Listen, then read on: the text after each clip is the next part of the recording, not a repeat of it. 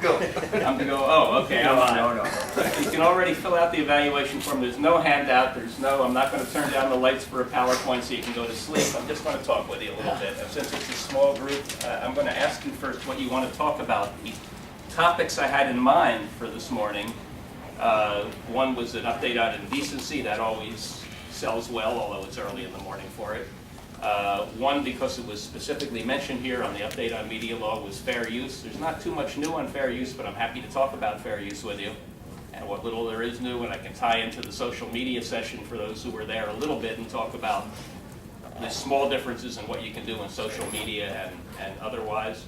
What I do want to do, and I can do it first or last if you're interested, is talk about what the heck is happening in Washington right now and whether anybody in public television is going to have a job in 10 years, at least in public television. So, other topics? FCC, regulation, media law? Copyright issues on the online. Archiving programs online, do we can run Yeah. different? Okay. Downloadable versus streaming, that kind of thing. Yeah, streaming and, okay. Any update on rights in terms of music rights, anything of that nature? Nothing's changed. Let's talk a little bit about rights to start with. Just for a little bit. Let's start with the nuts and bolts stuff. We'll talk about music rights, online rights. The basic take-home on what you can do online for fair use, for music rights, for everything else is it's just the same as every place else, pretty much. You guys know enough to know that the SAW that's come into currency, you can do anything you want on the internet. It's absolutely wrong. The rules on the internet are the same. For music rights, at that first of all, you do enjoy one advantage under the blanket licenses that have been worked out among PBS, CPB, and the music rights holders, which is for Harry Fox represented music, which is a lot of the music you would want to use represented by the Harry Fox Agency, and you can go online and look at their the songs in their repertoire. For that music, you're allowed to include it in programs that you stream online without any additional payment. There's a question, and this would take individual legal consultation with your lawyer, as to whether music not represented by Harry Fox, it's, for example, Bug Music or other music rights holders, organizations' music, is usable streaming online. An argument could be made that online streaming is promotion for the programs, and you may well have rights, promotional rights for music, and you could make the argument. This is an argument that the commercial distributors made to the Writers Guild of America in negotiations last year. They said, we're putting the stuff online right now without ads, so it's just promotion. You could make that argument. Anyway, for the Harry Fox music, which is an awful lot of what you'd want to use, you're allowed to stream your programs online, including the music. You're not allowed to facilitate downloads. Now, I'm well aware of the fact that anybody who buys a piece of software for $39.95 on the internet, and some people who don't even buy it, who just are technically adept enough, can take a stream that's encoded so it can't be downloaded and download it instantly. But the assumption is people are are operating legally, and that if you're making something available for streaming and not facilitating the download, that it's not downloadable. You're not allowed, without negotiating rights, to make programs including licensed music available for download. So what's in the price? If you have a local program, if it doesn't include music, music's not a consideration. If you have a local program and you have so-called needle drop music or library music, it's the terms of your agreement with the music owner governs where you can use it. Very often that music can be used without limit.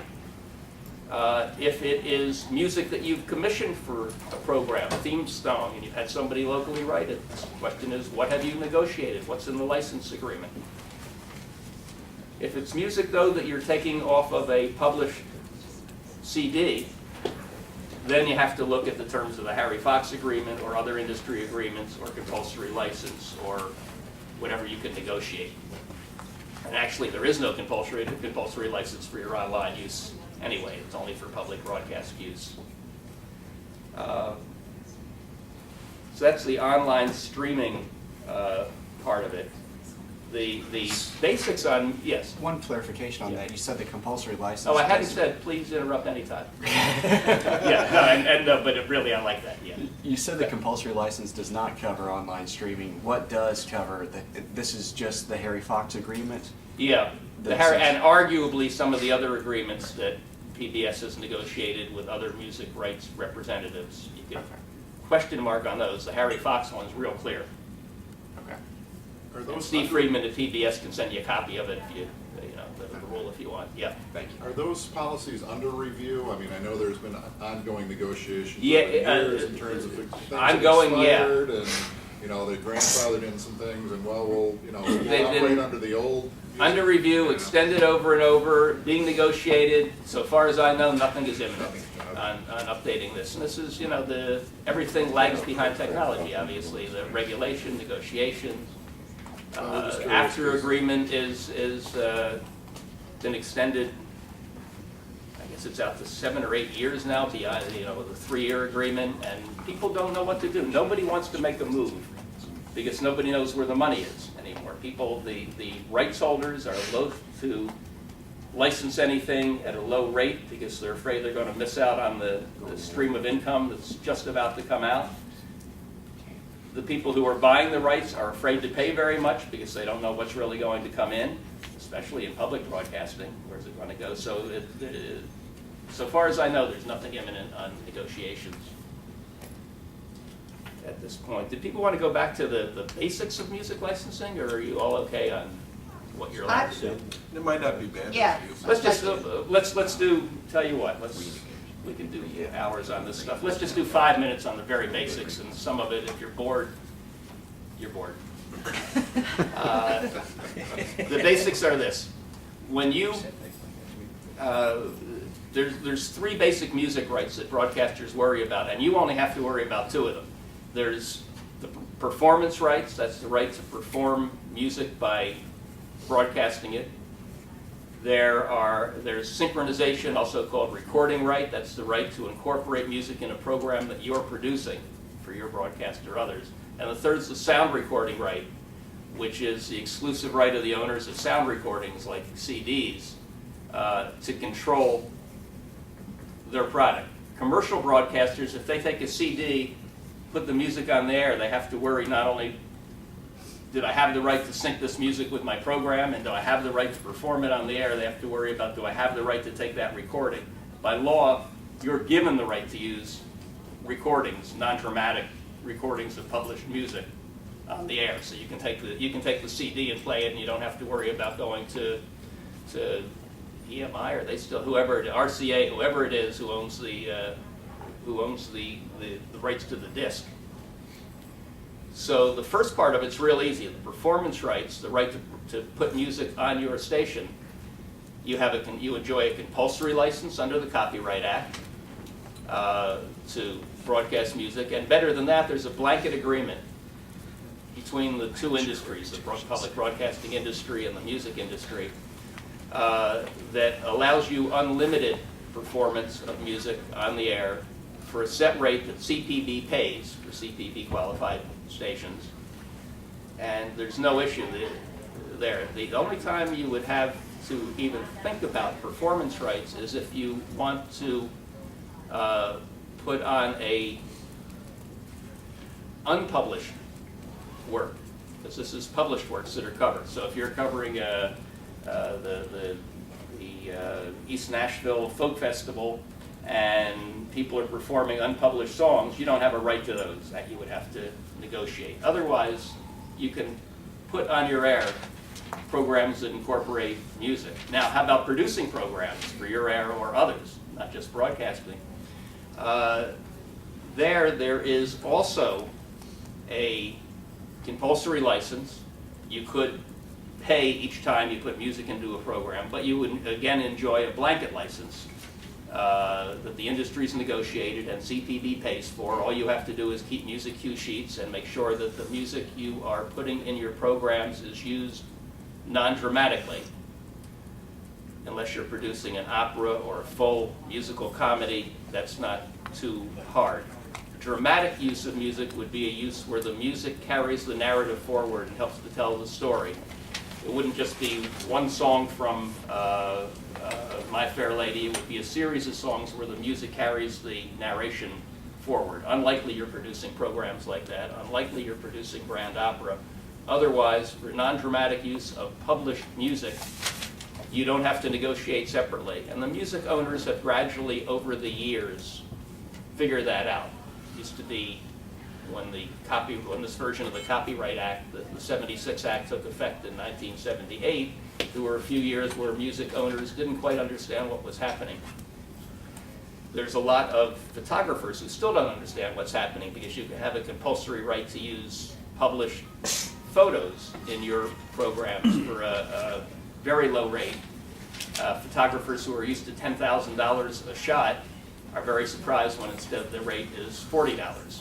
That's sometimes hard to explain. But that's the basic on music.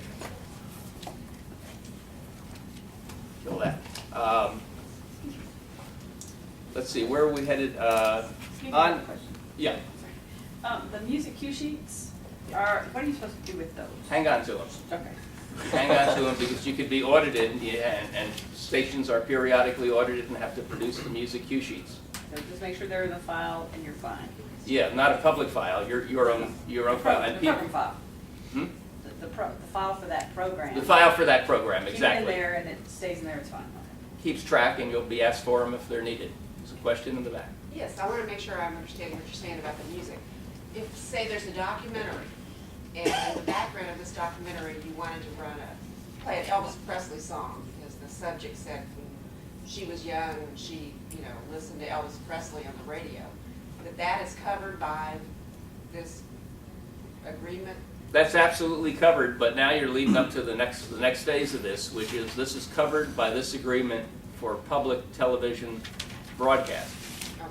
So the next question is, where's your program headed, if anywhere, beyond public television broadcast? If you're planning to, let's take a couple of scenarios. Say you're planning to sell DVDs of the program. You can't rely on the compulsory license for licensing of that Elvis Presley music, and you picked a great example because that's some of the music that's most protected. You don't mess with the Presley estate, you don't mess with NFL football, you don't mess with Disney, there's certain organizations that really jealously guard their rights. So if you're now, you might have a fair use argument there. This would be a great segue because I was supposed to talk about fair use. You might have a fair use argument, although fair use is tough to make out for music. In fair use, one of the prime criteria is how creative is the work you're taking, and music is sort of the most creative of works generally. It takes only a couple of notes before you have something that is distinctive. So in that situation, if I had Elvis music in the background, you absolutely have the right to incorporate it in the program and to distribute it to other public TV stations and to broadcast it. You have to make, unless you can make a fair use argument that is very, very brief in the background, you're going to have to license it if you want to put it into a DVD. And more things happen now. What if you want to put it on the stream it on the internet? Well, there, if it's Harry Fox music, you have a license to do it. If it's not, I think about it very carefully, especially if it's Elvis music. I think Elvis music generally is Harry Fox.